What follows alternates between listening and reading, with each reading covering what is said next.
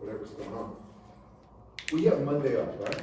Yes. Next Monday, so we need to discuss when we're gonna have a test, since there's nobody here. Wait a little, remind me towards the end of class to do that, all right? Okay. So the next step is, are there any questions about the homework on capacitance and, or anything in general?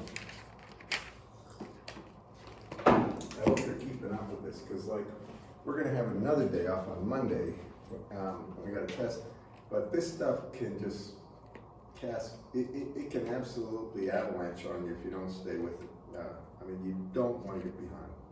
So any questions about the capacitance of any type? Nothing? There's a bunch of problems I gave you. We do Did you do this one or just? 3.74. Okay. I want to do one for review because I did them, but I want to make sure I got it right. All right. I mean, well, the solutions are up, but Yeah. go ahead and give me the specifics. So, given a 4 nanocoulomb charge on a 1 meter Oh, length. this is good. So now they give the charge. Go ahead. So it's a 1 meter length of an inner cylindrical shell of radius A equals 0.06 meters.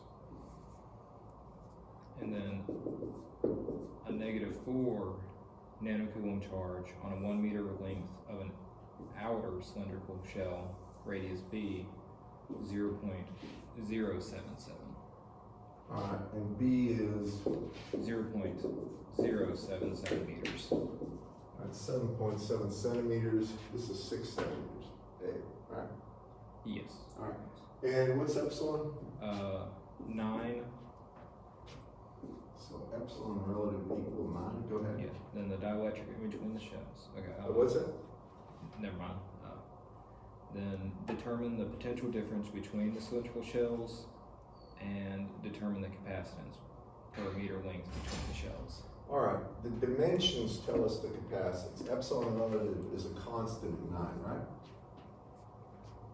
So this is the way I would propose to do this part. Now this is, what throws you off is they give you 4 nanocoulomb. Like, how is that going to change the capacitance? The fact is it's not. Capacitance doesn't have any, it's not a function of voltage or charge, unless it's a nonlinear capacitor. So if this is a 1 meter section, this is just classic theory. What I'm going to do first is assume Q. Now, you can go ahead and put 1 or the 4 nanocoulombs, but we don't need to. So we're going to assume a Q per unit length. That means over the length of 1 meter, we're going to have so much charge. Do y'all follow me? Second thing, after that, we can get D. Now remember, the integral of D dot ds is equal to the charge enclosed in any surface. That's Gauss's law, right? Here, we know, do y'all agree that the field, if it's an infinitely long capacitor, the D field only has a radial component? You right with that? I mean, it's always pointing away from this would be the z-axis. I didn't put it there. So if that's the case, then if we put any Gaussian surface, a cylinder on there, the flux, the D dot ds through the upper surface or lower surface is 0 because there is no D field in the z direction. Therefore, we can say D dot ds, well, what would it be in general if we're between A and B? Let's go between, we're going to call this rho. So if we put a surface here, what is the outer surface area of that? Of radius rho, what would it be? What is surface area of any cylinder surface, the outer surface? It's always the height times the perimeter, right? Or what's the circumference? Pi d or pi. 2 pi. 2 pi rho, right? So it's going to be 2 pi rho times d rho is equal to the charge enclosed. We're going to have our surface be 1 meter, so that's just Q, whatever our Q is. You all follow me on that? That means the D field is in the rho direction, and it's equal to just Q over 2 pi rho. We can put A rho there if we want, but we don't need to make that just D. Now, once we get D, do you remember how to do this with capacitive problems? You assume Q, get D, what's the next thing we get? We're after capacitance. It would be E, wouldn't it? How do I get E? What's the relationship between E and D? Gotta know this one. D is epsilon E, isn't it? Remember that, guys? Remember? So if I want E, I just divide D by epsilon. So that means I have Q over 2 pi rho, right? The height is going to be 1 here, and then we have to divide this by epsilon. Now we know epsilon is epsilon relative, epsilon naught, and it's in the A rho direction, correct, class? All right, after E, what do we do? We want capacitance. Do you remember? We assume Q, we got D, now we got E. What's the last step? Do you remember? Not quite last. What do we need? Joseph? Yes. Hey, Joseph. We need voltage, don't we? Y'all agree with that? How do we get voltage? This would be the voltage between the plates, A and B, and it's a strict positive. Isn't it the integral of E dot dl, right? Y'all agree with that? So, well, what would that be? It's the integral of Q over 2 pi rho, right? Epsilon here, A rho, dot dl, and dl here would just be d rho, A rho, because I don't need to include the other parts of that. I don't need to include rho d phi to a phi or dz az, because the dot product of A rho times those will be 0. And this is technically, it would go from B to A with a minus sign. So anyway, the integral is going to look like Q over 2 pi epsilon, and then it's the integral of d rho over rho, right? And it's going to be with a minus sign here from A to B.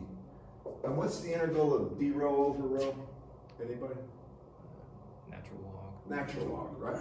Natural log. There's a minus sign, and do you remember what I told you to do with minus signs with respect to the limits? Yeah, just flip the limits and then Yeah. minus all. Just get rid of that, make it B, make this A. So that means this is going to be that Q over 2 pi epsilon naught times the natural log.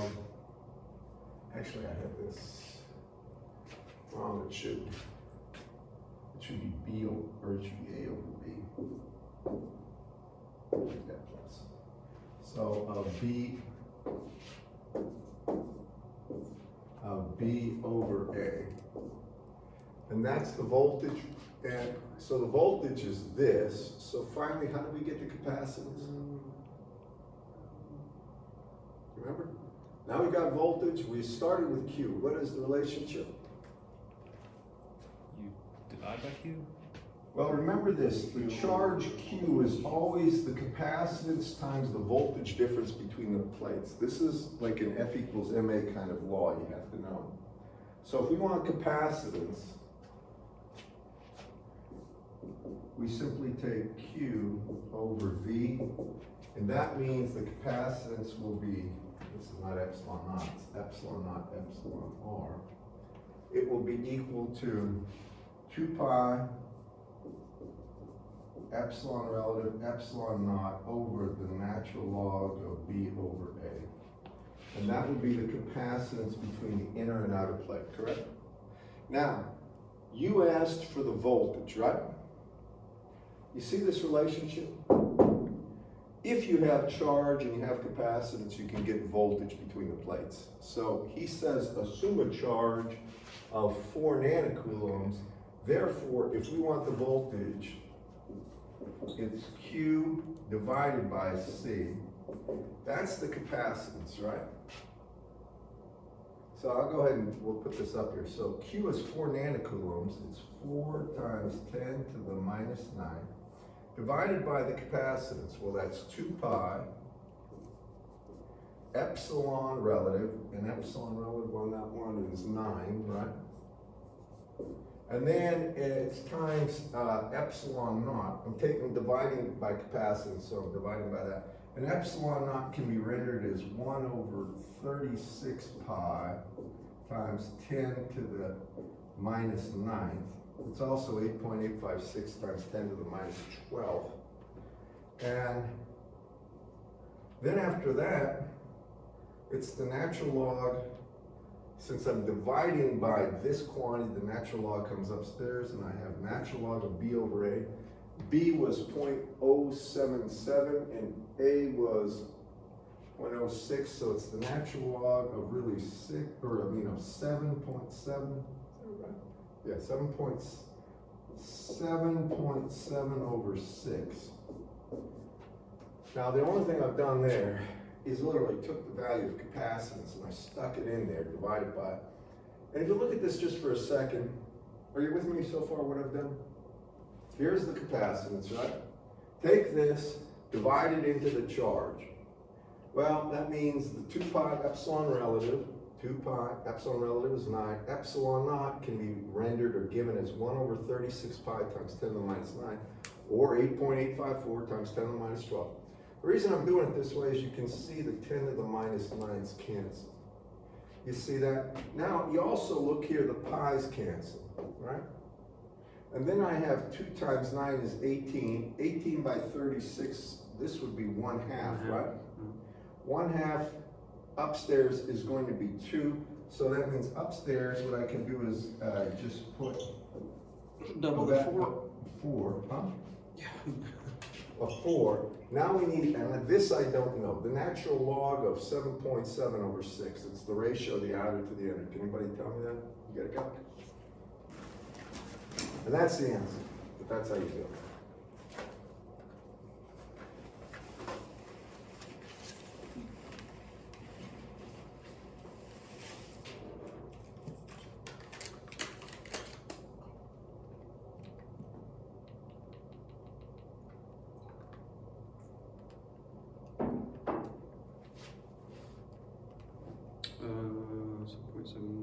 Is 0.249.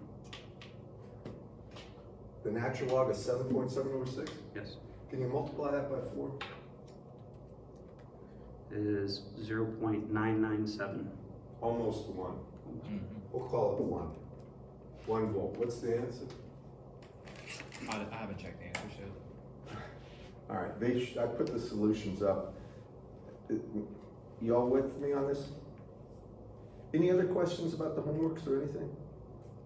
Because I gave you a bunch of spherical, planar, and cylindrical, and I also asked you to solve the differential equation that del squared V equals minus rho over epsilon for cylindrical coordinates. There's a couple of them.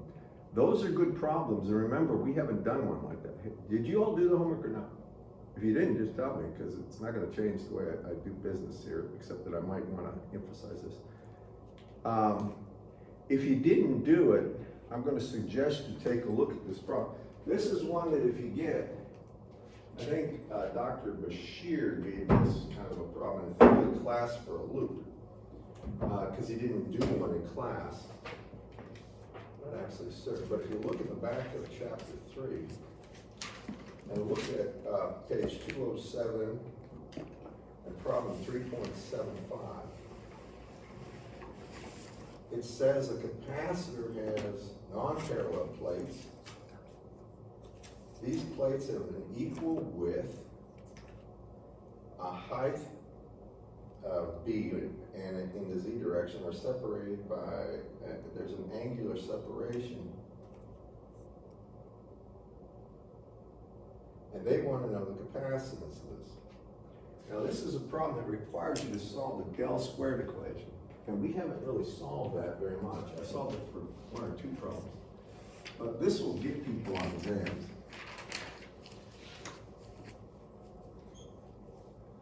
And one thing I'll tell you is when you get a problem that right off the bat you don't see how to do, don't panic. Think about the fundamentals that if you're trying to get capacitance, there's two possible ways to get it. One is using Gauss's law. That's where you assume a charge distribution because of symmetry, and you can easily get the D field, and from there get E, and then integrate E and get V, or you can assume V and get E because of symmetry. And then from E get D, and from D get the charge because D normals the charge density. So,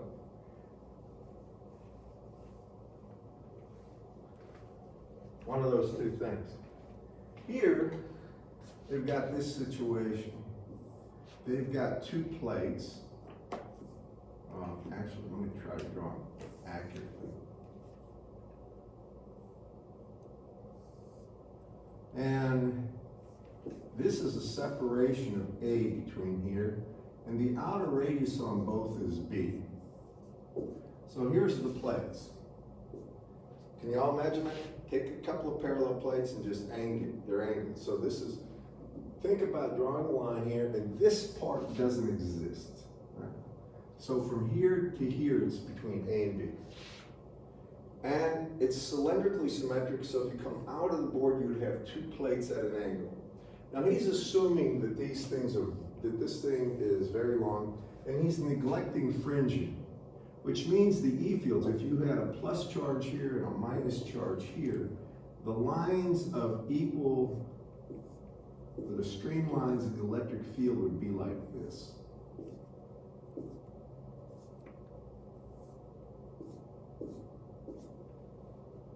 That would be the E field lines. And when he says neglect fringing, out here, actually what the E field does is this. You would have an E field like this, and these are called field lines. In physics, I think you did something with this, with a B field and E field, right? They're called streamlines for the electric field or magnetic field. Anyway, we're going to neglect those, and just between here and here, they want to get the actual capacitance. Do y'all follow me? Well, how do you do that?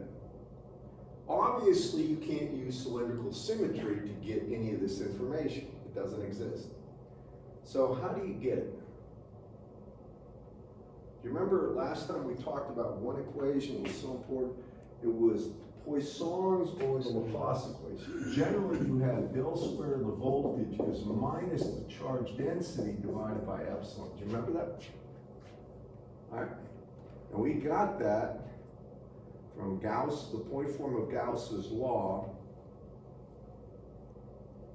and using that E is minus the gradient of the voltage. Now, if you have this right here, that's del squared.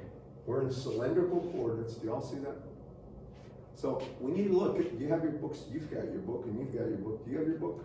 If you don't, I've got one here for you. I've got one. If you look in your book for cylindrical symmetry, it's going to show del squared of V, and it's going to have 1 over, and you can take a look at your book, it's going to have 1 over rho d, actually rho squared, I think, d rho of rho squared times dv d rho,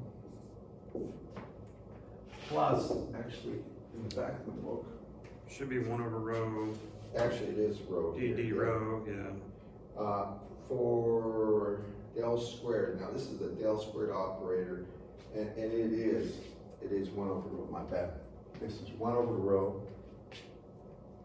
times d rho of rho dv d rho plus, then this is 1 over rho squared times d phi of v, and then it's plus the second derivative of v with respect to z squared, right? Take a look. It's on the 1 over rho squared, it should be Second derivative. second derivative My of bad. v, yes. My bad. You with me on that? Yep. Okay. You see it? Okay. You see it? All right. So I'm just, now this is important. You see, if you have, these are some perfect conductors here, right here and here. These are plates. I just looked at the plates themselves, you could think that they were very long this way, very long. And there would be a potential V0 and minus V0 here on the plates. Now, you'll notice that the voltage on the plates never changes, so the rate of change of dVd rho is 0. Do you follow me? Because that would be the radial distance rho. So if dVd rho is 0, this one goes away. With me? Now, it's infinite in the z direction, and there is no variation with the voltage in the z direction, therefore dV squared, dz squared goes away. D squared V, dz, you with me? That means this is the one that sticks out, okay? And here's the important thing with this one. We're gonna solve, not that equation, but we're gonna set it equal to 0. This is called the Laplace equation, because we're gonna solve the equation between the plates. And between the plates, just gotta sort of appreciate this fact and understand. There's no charge density, so it's 0. The volume charge density is 0. We're solving this one as 0, which means this one is 0. Now, if that's the case, I'll just put it up here. We have 1 over rho squared, second derivative of V with respect to phi squared equals 0, right? How do we solve that? Because you're going to run into this. How do you solve it? Well, can't we multiply both sides by rho squared? You agree with that? And that gets rid of rho squared, doesn't it? You agree with me? Just multiply both by rho squared, gets rid of that. Now I have this. So if I have the second derivative of V with respect to phi squared, or phi equals 0, when we integrate both sides, what do we get? Anybody? Well, you integrate a second derivative, you get a first derivative, right? It would be with respect to phi. All right, so you integrate it, you'll notice there's no limits here. So when I do this, I get dv d phi, right? And that would be a constant. If you take a derivative of a constant, you get 0. So the second derivative would be 0, correct? Yes. But that's a constant. Now, how do I get v? I integrate both sides again, right? And I'll call that C1, and that means I get V equals to C1 phi plus C2. Y'all follow me on this? I'm just going through the integration process, and phi is a dummy variable. It could be X, it could be Y, but when you integrate, you get that, okay? Now, if I have that, the first derivative of that is just a constant C1. The second derivative is 0. It checks the boxes. Now I need to solve that for the conditions. Here's what I'm going to say. I made this minus V0. Make one of these. The only real thing that matters is the angular separation. So if we say that this is at 0 degrees, and then the angular separation here is alpha, just make this potential V0, or better yet, make it 0. Call V here 0 volts, and put V here V0. So it's V0 there. So now I go ahead, please try to appreciate this. What I'm trying to do is say that, probably do it this way. This would be, the angle here would be 0 degrees. And the angle here would be alpha. So I know the voltage at 0 degrees is 0. So I put V equals 0 equals C1 times 0 plus C2. It makes C2 0. Take a look at this. We're saying the bottom plate is at 0 degrees. If it's 0, C1 times 0 is 0. And that means C2 is 0, correct? Now you solve for C2. That means you solve this equation at phi, at the angle or alpha. So I say V here is equal to V0, whatever that is. And I say it's equal to C1 times alpha, which is plus C2 and C2 is 0. So therefore C1 is simply V naught over alpha. And therefore my voltage equation is going to be simply V naught over alpha times P. Do you agree with this, everyone? I've just gone ahead and I've solved this differential equation for the boundary values. That's it. All right, we've assumed voltage, right? We need to get charge if we want capacitance. Do you agree with this, class? Yes. So what's my next step? If I've got voltage, think backwards. Before, I assume charge, got D, got E, got V, right?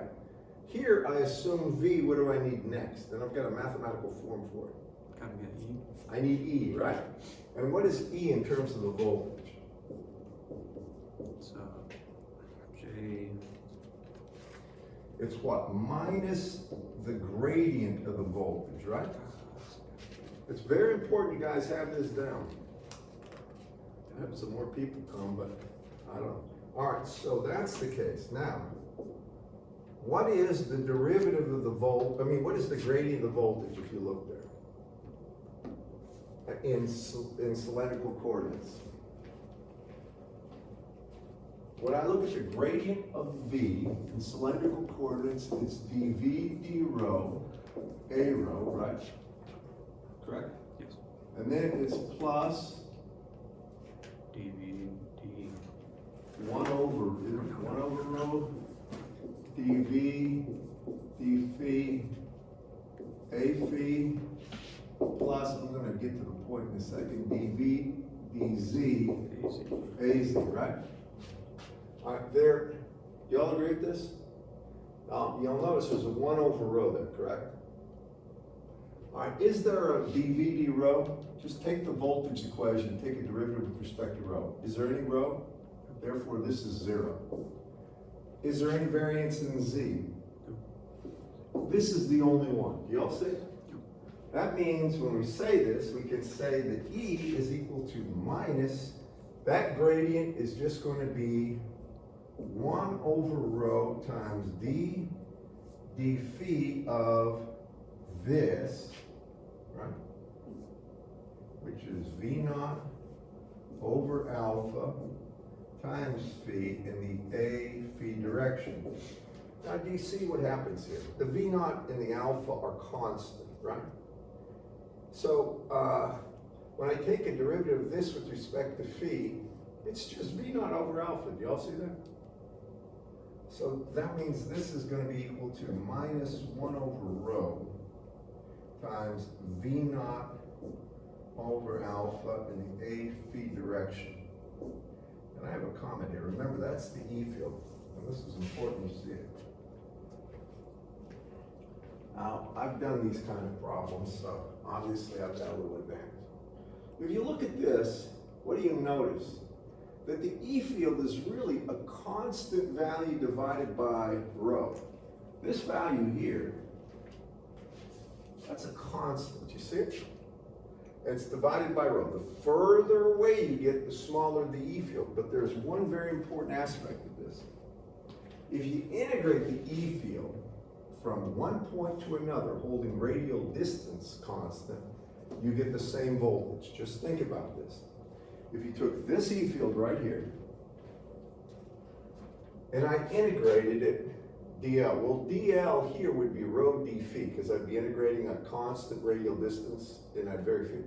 Well, the rho would go away, and I would just end up with V naught over alpha times phi in every single case for any rho. Therefore, the voltage, if I integrate E dot dl from one plate to another, I'll regardless of radial distance, always get the same value of voltage. All right, anyway, that's the E field. What's my next step if I want capacitance? This is a good problem, by the way.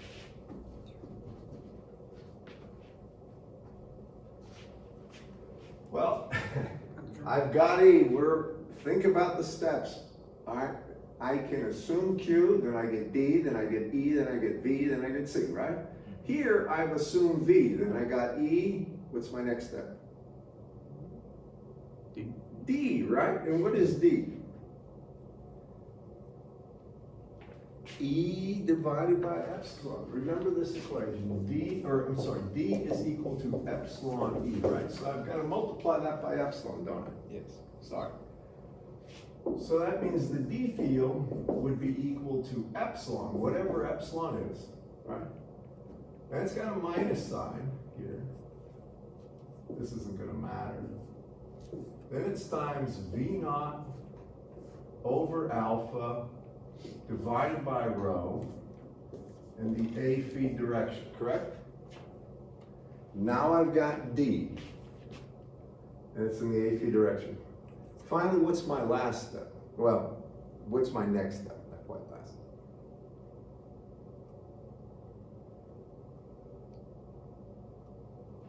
I need to get the charge, don't I?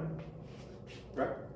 Because we want to do this equation. We want to go Q is CV. We started with V. We're after this, aren't we? So I have D. There's one very important fact about D. Do you remember that D normal was the charge density? The surface charge density, rho s? Do you remember that? D normal was rho s. Do you guys remember that or not? The normal on any conducting surface, the normal value of the D field is the charge density. D has the units of charge per meter squared. That's the unit. So, you all see that that is the normal component? The D field is, it's actually in this direction. The D field is actually minus this, right? So that means rho s would be this D field. That is the normal value evaluated at a surface. So we can say if we want the surface charge density at for any given rho, it's this. So the surface charge density is minus, and I'm going to try to put all the constants together. V naught over alpha times epsilon right here, times 1 over rho, and that is the volume charge density. That would be in coulombs per meter squared. You with me on this one? Now that's on one plate. It varies as 1 over rho. The V naught epsilon over alpha is just a constant. 5 nanocoulombs, something like that. If I have that and I want the charge on one plate, say I want the charge here. How do I get it? Well, I have to integrate that over the surface area of a plate, right? So, what would the charge be on the lower plate, Q lower? It would be the integral of rho s over the surface area of the lower plate, and that would be equal to the integral of minus V naught epsilon over alpha times 1 over rho. Now, what's the surface area of this lower plate? Think about it for a second. It goes like this, right? You follow me? Per unit length. So what is the surface area here? The differential surface area. Well, it's got a D rho. Do you see it? Yes. Sure. It's D rho, right? And that's going this way. What about in the Z direction, into the board? Just DZ, isn't it? It's just DZ. There is no rho d phi, because we don't vary phi. Phi is at a constant. If you do this, it's a double integral. Then it will go from rho equals A to B, and from Z goes from 0 to 1, because it says 1 meter. Now, when you look at this, for a second, this is a constant, so I have minus V naught epsilon over alpha out in front. When I integrate dz, I get z, evaluated from 0 to 1 is just 1. And what happens when I integrate d rho divided by rho? What is 1 over rho d rho? Integrated. Natural log. That's right, natural log of b over a. And that would be the charge on the lower plate. Now, the charge on an upper plate, whenever you have a capacitor, the magnitude of the charge is the same on the plate, the sign is different. It's the only thing. And when you calculate capacitance, you don't worry about the value, the sign of the charge. You all follow me? Class? Did you have a question, by the way? Shouldn't there be a Z from the double integral? 'Cause It's DZ. It's DZ, which integrates Oh. and gives you 1. If you go from 0 to 1, because. Yeah, never mind. All right. Okay. No, but I mean, don't be afraid to ask a question. There are no dumb questions, unless you're asking about football scores next year.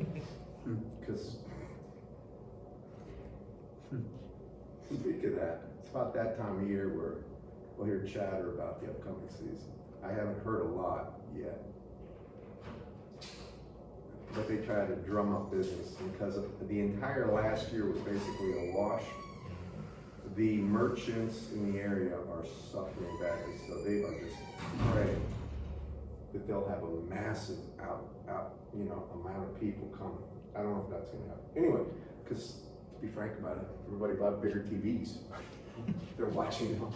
If that's charged, how do I get capacitance? Q to CV.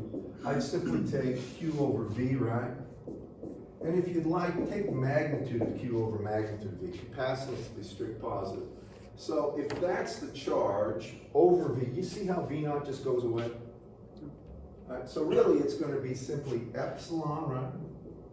The capacitance will always be proportional to epsilon divided by alpha times the natural log of B over A, and that's capacitance per meter. Do y'all see that?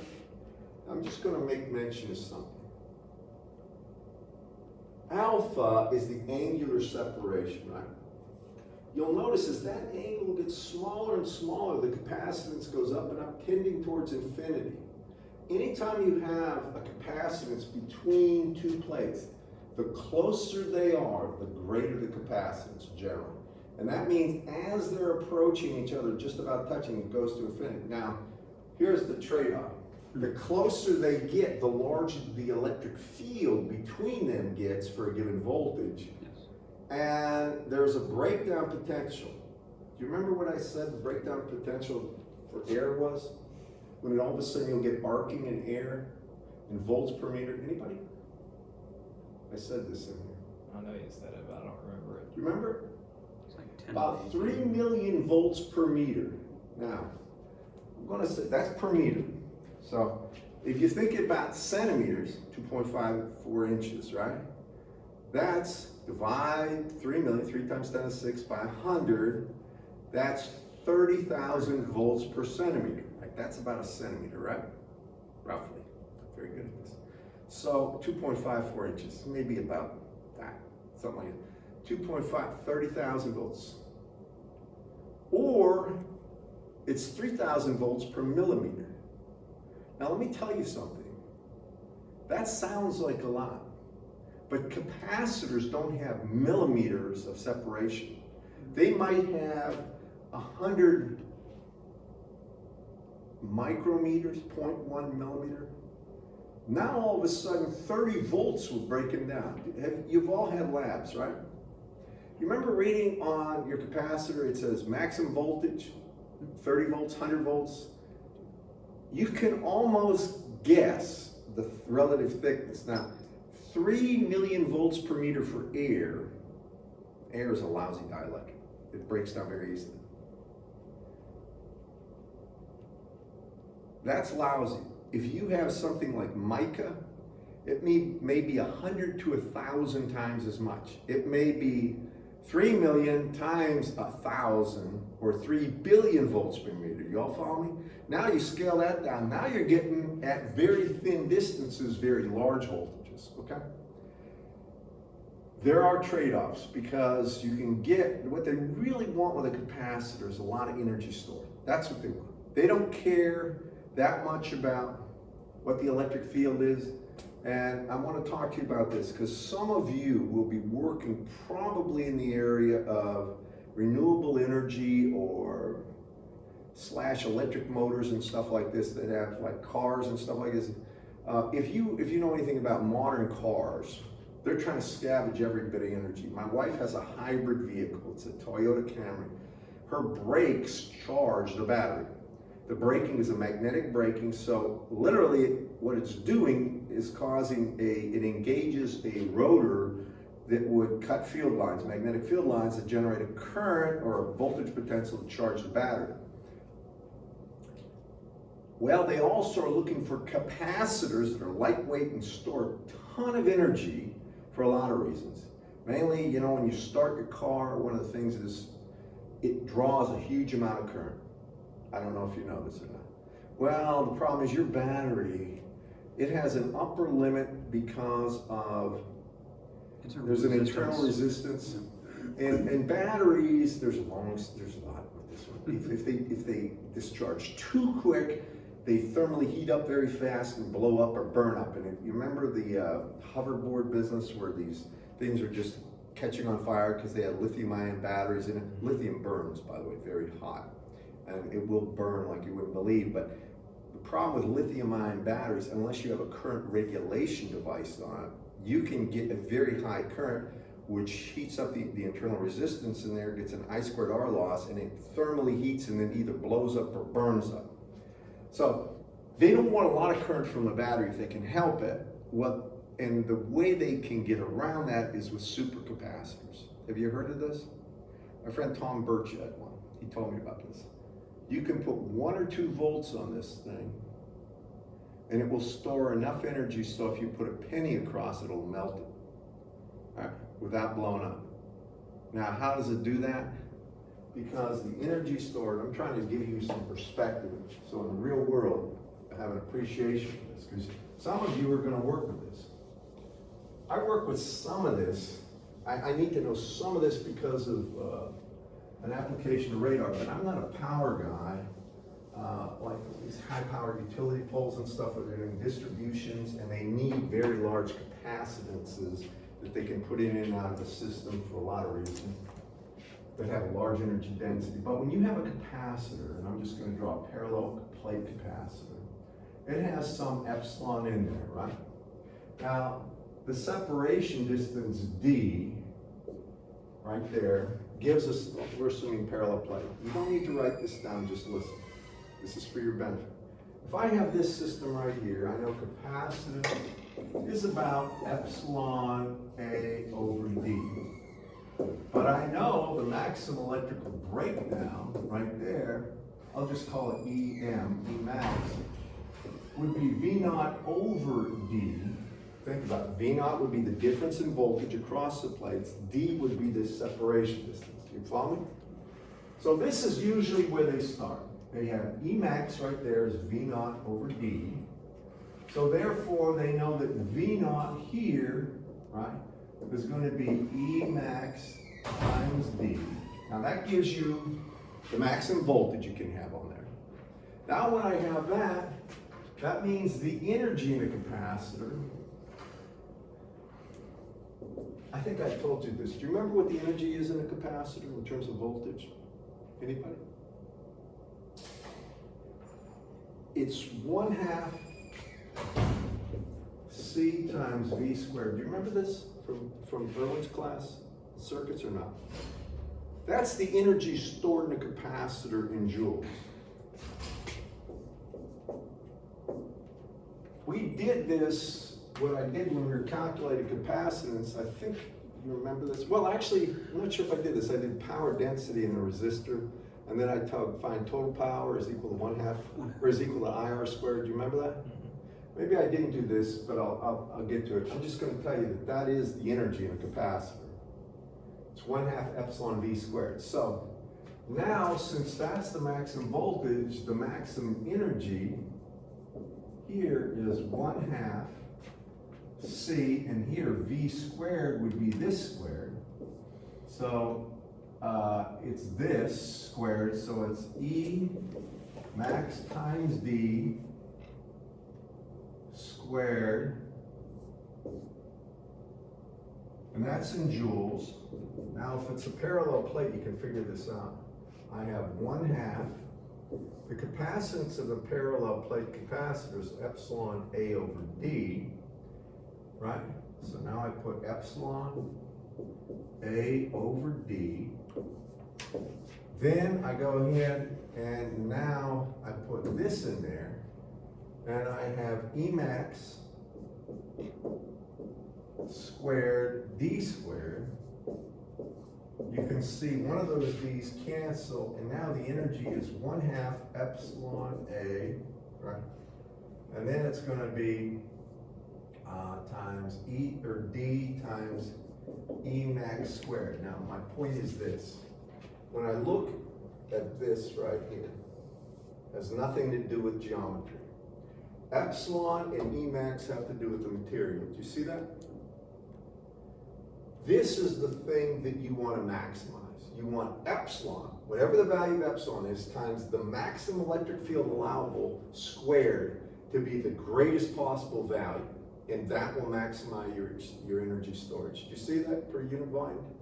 And so that's what they look at. So give you a perspective of some of the stuff, and I'm not an expert in this. Epsilon relative for most normal stuff, say normal like silicon dioxide. For air, it's about 1 epsilon relative. Doesn't store much energy. If you get silicon dioxide, I want to say this. I should know this. I want to say this. It's either, I think it's around 2 point something. The distilled water is 81 for moderate frequency, and it is frequency dependent, which makes it even more complicated, but this is for energy storage, it's all DC. Let me see where it is in this book. He does have tables on this. So when more people showed up, we got what we got. So you're gonna see in the back of his book somewhere, there's a table, and it's page 625, and he has on table E2, he'll show you the breakdown strength. Do y'all have your books here? Yep. Take a look at table E, this is on page 625, E2. For air, he'll show the breakdown is 3 million volts, 3 times 10 to the 6 volts per meter. Do you see that? Don't worry about the loss to him. Now keep going down. Look at glass. He's got 10. I want to tell you one thing about that. That is a strong function of frequency. He's got, for glass, it's about 10 times that, 30 million volts per meter. Now keep going down to quartz is 3.8. Quartz is really silicon dioxide. So for quartz, you got an epsilon relative of 3.8 and a breakdown strength of about 10 times there, 30 times 10 to the 6. Now look at Teflon. Teflon has an epsilon relative of 2.1, but the breakdown strength is 4 times that air. Do you see it's 60,000? Now look at that. It's EB squared times D, right? Times epsilon, pardon me. So if you take a look at 2.1 times, or just take 2.1 times 4 squared is 16, that's much greater, right, than quartz. Even though quartz is twice as much, if you square that, it's only 4. So you got 4 times 4 is 16, so it's basically twice as much energy per unit volume. And if you keep going down, they don't have a breakdown strength because water's 81, and then they show seawater 72. They don't show any kind of super. They don't have any exotics, but really you can say from about 1 to 10 is normal stuff. Well, exotic supercapacitors can go up to 50,000. I don't actually know that for a fact, but orders and orders and orders of magnitude. Now, if you can store 50,000 times as much energy as you could with an airfield, maybe even say 5,000 times, that's a lot more. And that means you can get a lot more energy out, higher current, and you can start your car. So what they'll do is get a supercapacitor in a car. We have to start it when it's cold. This is one thing. And then what'll happen is, if you have a gasoline engine, it's real cold, when you need that current, it will use that in parallel with the battery. It'll have slightly higher voltage, and it'll be able to drive that high current without itself, being exhausted. just for a second. All you need to do is get it going and then you don't need it. So that's how they use capacitors, supercapacitors to start cars, but also for strictly electric cars, they needed sometimes a lot more power. There's a lot to this. It has to do with motors. But you know what a starting capacitor is in like an air conditioning system? Starting capacitor only does one thing. It provides a lot of current just as the thing is turning, right? I don't know if you know that or not. When you get power, Gross will probably talk about this, or whoever's teaching. Well, starting capacitors, even for air conditioning, they're huge. I don't know if you realize that. A starting capacitor or a capacitor that would be used for some of these things in cars is probably going to be 10, 15 times as big. You don't want that. What you want is something very small form factor, and thus the exotic capacitors. So just remember that. In theory, you could get a capacitor with the same size as a battery, probably less weight, that would have more energy than a battery to give.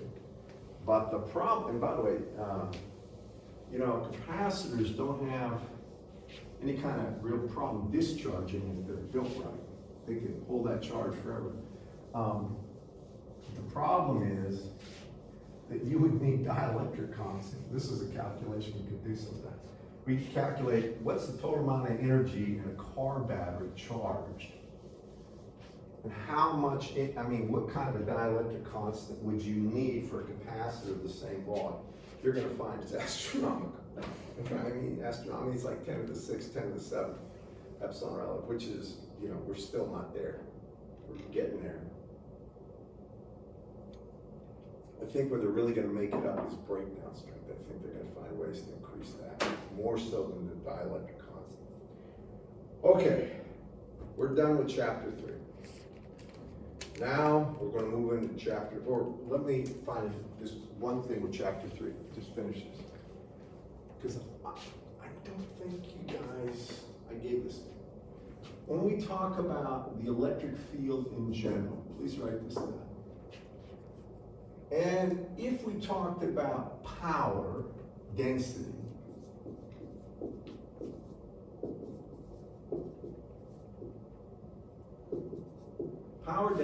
the symbol the book uses is P sub D, because the power will be dissipated. This is going to be power density, dissipated power density. This is equal to simply J dot E, or it's equal to sigma times magnitude of E squared. And the units of this are watts per meter cubed. Do you remember me doing this? Yes. All right, that's power density, but it's dissipated, and you can put down dissipated. It's being burned up. Now, if we integrate the power density over any kind of a resistor, the internals of a resistor, we get the total power. You all with me on that? When we talk about energy density,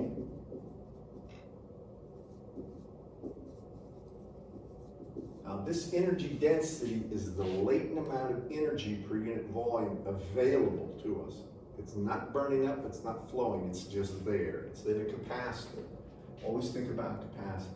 Energy density is usually small w or omega sub E. Omega is used for work or energy. In physics, they make a big point. Work is equal to energy. Energy is work in terms of the available thing. They're interchangeable. Well, the energy density is equal to 1/2 D dot E. Now, there's a theory behind this that it's a little beyond this class, but when you talk about energy in a field, you've got to find some way of obtaining amount of work. And usually they start with a point charge and move it. And then this, I'm not going to get there now, but this will come out of it. That's energy density. It's also, this is the most common one, 1/2 epsilon times magnitude of E squared. Now you can see D is epsilon E, so it makes perfect sense, right? And this is joules per meter cubed. Now, of course, that's 1/2 epsilon relative epsilon naught times the magnitude of E squared. And if you think macroscopically, that's density macroscopically.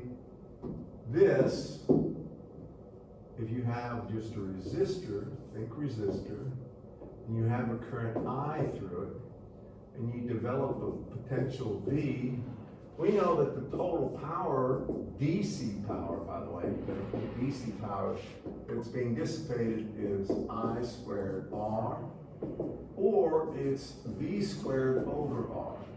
You all with me? That's power, right, in watts. I squared R, or V squared over R, or just, if you will, V times I.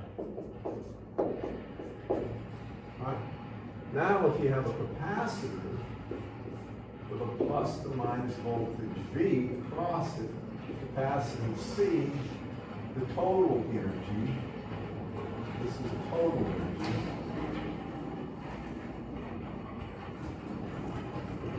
is equal to 1/2 CV squared.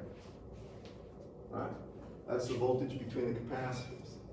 You can actually take the energy density calculation based on a knowledge of, for any structure, the electric field. Take this, and you can go ahead and integrate it over the volume, and you'll prove that. I don't know if I did that or not, but it's very provable, it's doable. Anyway, that's macroscopic, that's microscopic. That's my opinion. Okay? Now we go into chapter 4. This is magnetics. This is probably a bit more complicated, but since you've had electrostatics, you have to have that electrostatics box checked. You gotta really know it before you get into magnetostatics usually. But magnetostatics stuff is very similar. I want to erase this on a fresh board for this.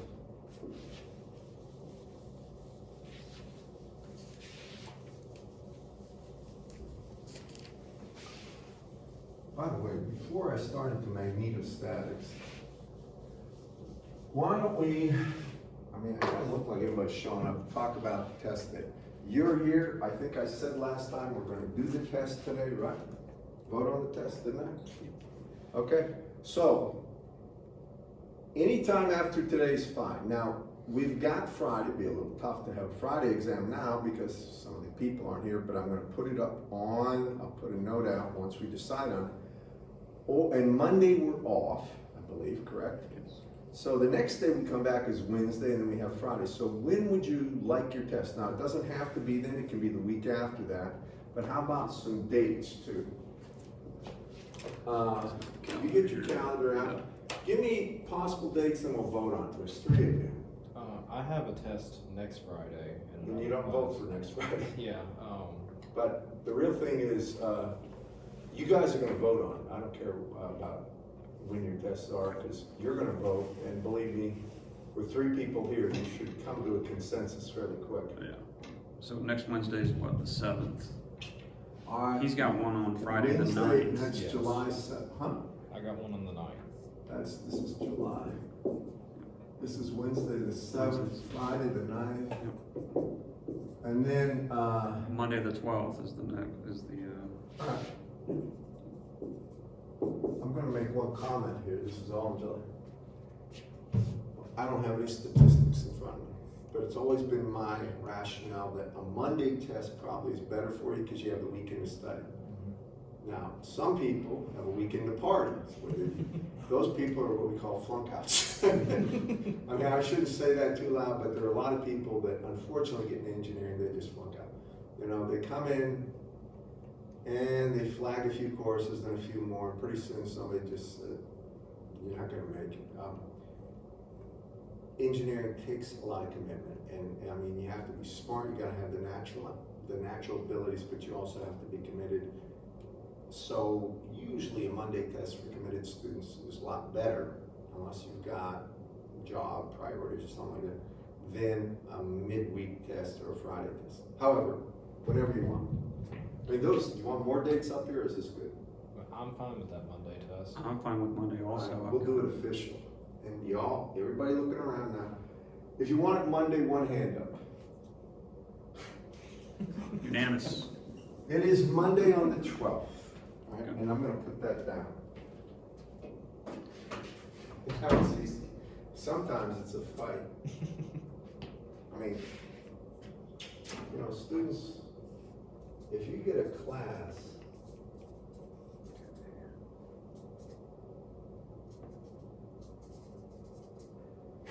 here's what happens.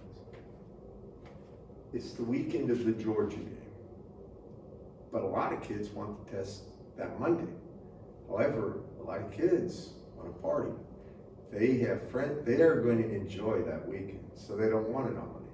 So then there's this argumentative session. And no matter what is accomplished after that, there's hard feelings. Somebody's mad at somebody. And that's the reason I vote on it, because it takes me out of loops. Nobody's going to be shooting me. All right, now, after class, I'll send an email out. Monday the 12th.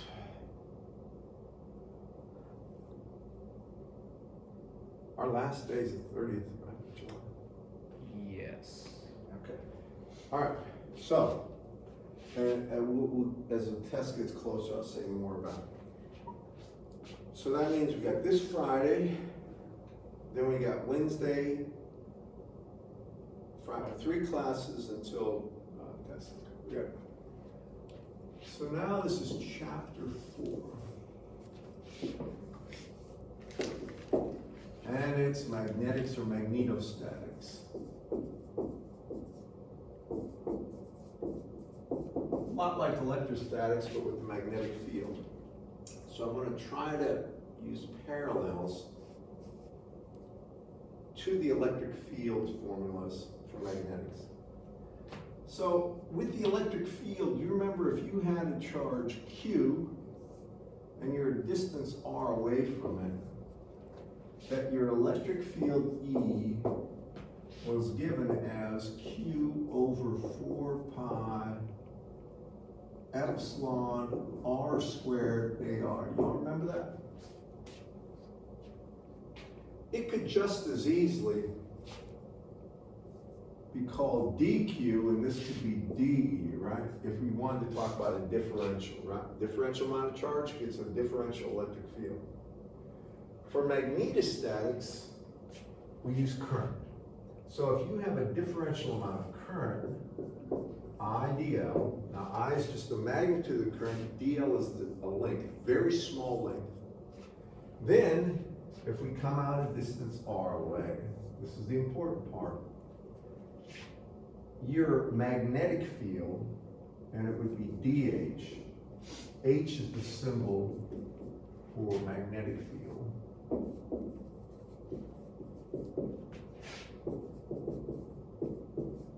And the units are amps per meter. dH is equal to I dL over 4 pi r squared, but then it's IDL crossed into AR. Now in your book,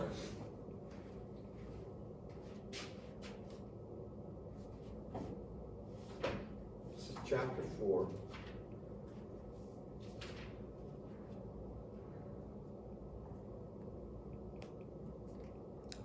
This is on the bottom page 214, but he doesn't use AR, he uses A12. Let me just try to point this out. R vector always points from the source to the observation point, right? So you can say this is point, that's point 2 and this is point 1, but it's just, you know, that's the direction. I'll do some examples. It always goes from the source to the point of observation. You'll notice this is a cross product. Have you all had cross products? in mathematics, right? Now please listen here. Look at the similarities between the two formulas. Here, the electric field quantity fell off as 1 over r squared, right? Or 4 pi r squared. This falls off as 4 pi r squared. Both similar. The electric field was directly proportional to the amount of charge for the source. Here, the magnetic field is proportional to the amount of current, IDL. The difference is this is a cross product, which means It's greatest orthogonally. it means that if you have an R vector in the direction of the current up here, It's zero. the H field is 0. Okay. And y'all have had cross products, right? Now I'm going to tell you, cross products are something that I have to work with people on. And there's cross products in cylindrical, Cartesian coordinates, cylindrical coordinates, and spherical. I'm just going to mention something about cross products, and when we're supposed to talk about this. So when we have cross products, right, we'll start with rectangular coordinates. If we have a vector A, and call it AX plus, you don't have to write this down, AY plus AZ, and we have a vector B equal to BX AX plus BY AY plus BZ AZ. And we want to cross those vectors. So if we have A crossed into B, that's what happens. We do this in a matrix way. I don't know if you remember doing this. I like to do it in a matrix at least. You start by putting down the unit vectors of the system you're in. This is Cartesian. All right. Now, some of you remember, this is a determinant. Do you all remember determinants from linear algebra? All right, next you put in the A vector components. AX, AY, AZ. And then you put in the B vector, right below. So it's BX, BY, and BZ. Okay? You remember how to do a determinant? How many of you do? Kind of, sort of, you remember seeing it, right? Determinants you're going to use in electrical and computer engineering, there's two things you're going to live with. Vector identities in the vector world and differential equations and solutions. You can't get around it. Now, in fact, you get into difference equations. You've had signals and systems, right? Difference equations, you'll live with Laplace transforms, Fourier transforms, and Z transforms. So you do this by starting with AX. Now, here's the way I do it. You go this direction and you multiply. So it's AY, BZ. Right. Then you go this direction and multiply, or excuse me, not that direction. Then you go this direction, and there would be an AX here. Sometimes they tell you just redraw the matrix. So when I come this way, I get BY, AZ, but it's going this direction. If it's going from left upward, it's negative sign. So it's minus AZ, BY. Y'all follow me on that? Remember doing that? It's minus AZ, BY plus AY. There's tricks of doing this as well. Now I come at AY, and I go down this way. AZ, and then normally I just rewrite this times BX. Do you see where I'm going?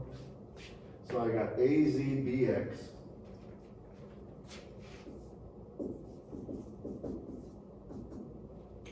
And then it will be minus what? AX BZ. Take a look at that, right? It's coming this way. So it's AX and it would be BZ, right? Plus, what about AZ? What are the coefficients for AZ? Well, here's AZ, When I'm coming down, I would have ax dy, right? I'm gonna show you something about this.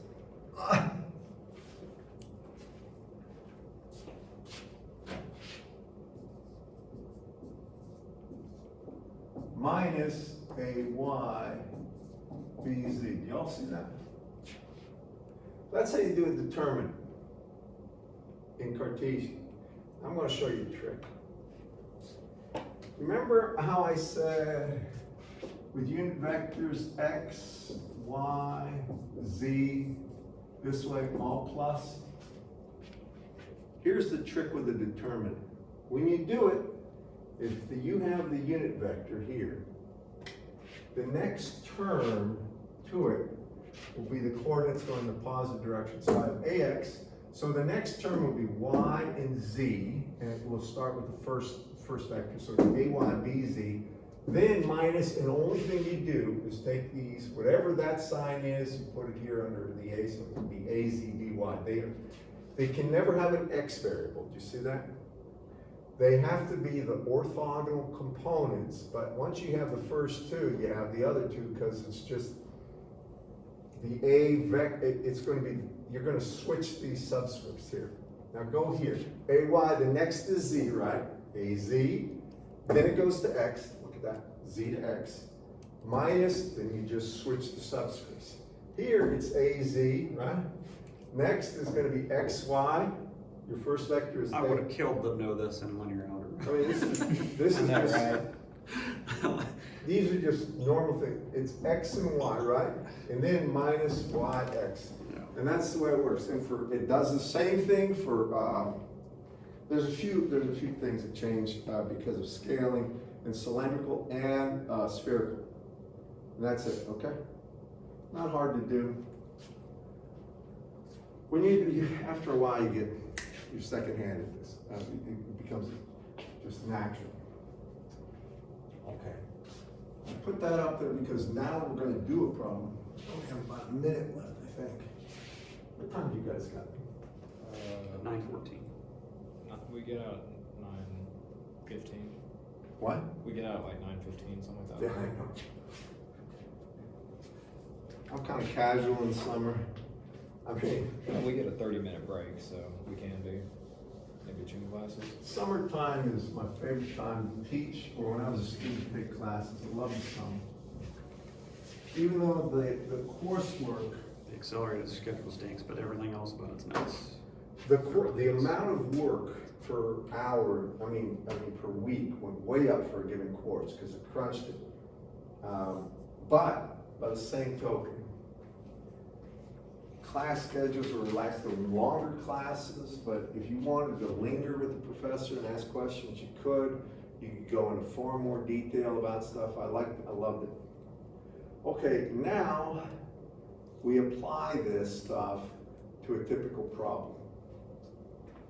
And let me start with the most common problem. So it's just a long, infinitely long current. I have I here, and let's put this on the z-axis.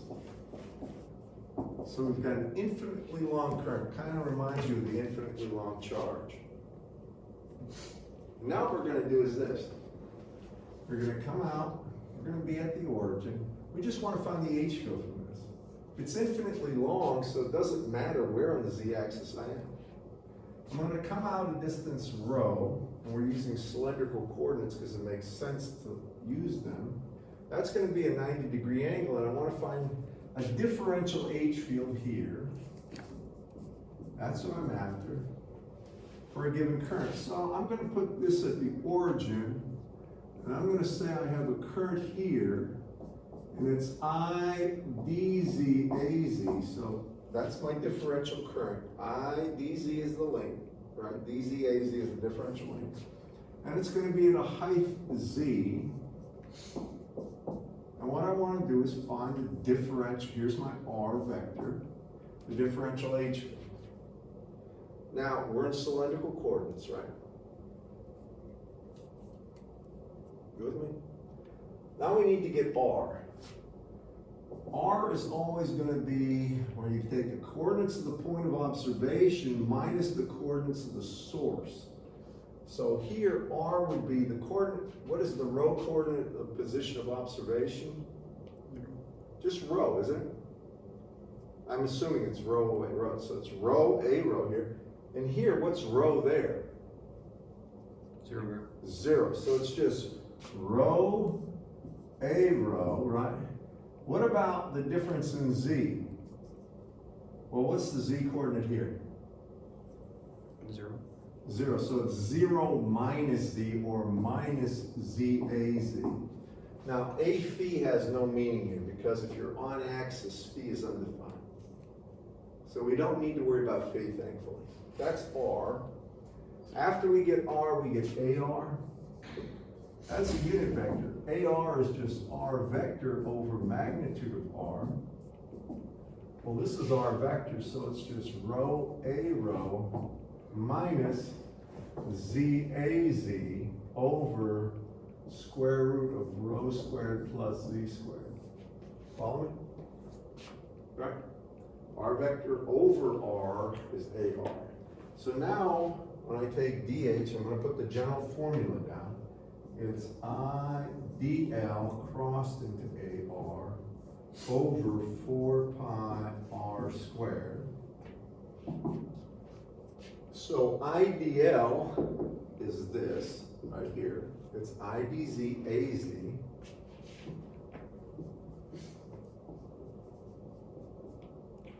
over 4 pi R squared. Well, R squared, it's just going to be rho squared, right, plus Z squared. Because, R magnitude is square root of rho squared plus Z squared. You square it, you get rho squared plus. Then this is crossed into AR, crossed into this, which is rho A rho minus ZAZ over that. So it makes this one to the 3/2 power. Just take a look at that. You see how this rho squared plus Z squared to the 1/2 will end up making this 3/2? Y'all see it? Right? It was originally R squared, which was rho squared plus Z squared. But because A row had this rho squared plus Z squared to the 1/2 power, it makes it 3/2. You all with me? Okay, now I'm going to go ahead and do the next part. Now, just follow me this. The IDZ, 4 pi rho squared plus Z squared to the 3/2 is all kind of scalars, so I can leave it out in front. Over 4 pi rho squared plus Z squared to 3/2. Now, what is AZ crossed A row? You don't know this one probably. Remember I did X, Y, Z all back here plus, right? So in cylindrical it's what? Rho, phi, Z all back here plus, isn't it? Remember me doing this before? All right, so take a look at this. So I have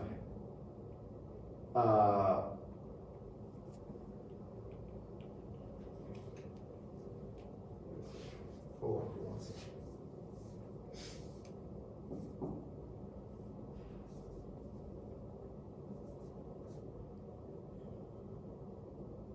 Yeah, that's it. So I have Z, right? Crossed into rho is phi. See that? Z crossed rho. Z here, crossed rho is phi. Right, here's AZ crossed into A row, it would be rho A phi, right? And what is AZ crossed AZ? Huh? 1. No, Or 0, right? If the dot product would be 1, the cross product would be 0. So it's 0, so we get rid of that term. So this is DH, differential H field. I'll just finish here. Now, that's the differential H field for that differential length, but we want the H field from the entire wire. So we find out that H would be equal to the integral from minus infinity to infinity of I times dz times rho over 4 pi, and it's gonna be rho squared plus z squared to the 3/2 power. Now, this integration is something we did before. It's in the back of the book, but we have this to the 3/2 power, and I'm way out of time. Let me just finish this, all right? So what happens is when you do this integral, you're gonna see that this will bring out, it's gonna cancel a row up here. And when all is said and done, you're gonna get I over 2 pi rho in the a phi direction. That is the actual H field. It's proportional, 1 over rho, proportional to I divided by 2 pi. It's very similar to the electric field in magnitude from an infinite line of charge, because that's just rho L over 2 pi rho. Okay, I've held you extra. Thank you for staying. I wanted to finish this one thing. I'm going to give you homework. I didn't cover the ring, but what I'm gonna do is ask you to please do the homework for Wednesday, or for Friday. All right, for Friday, then on Friday,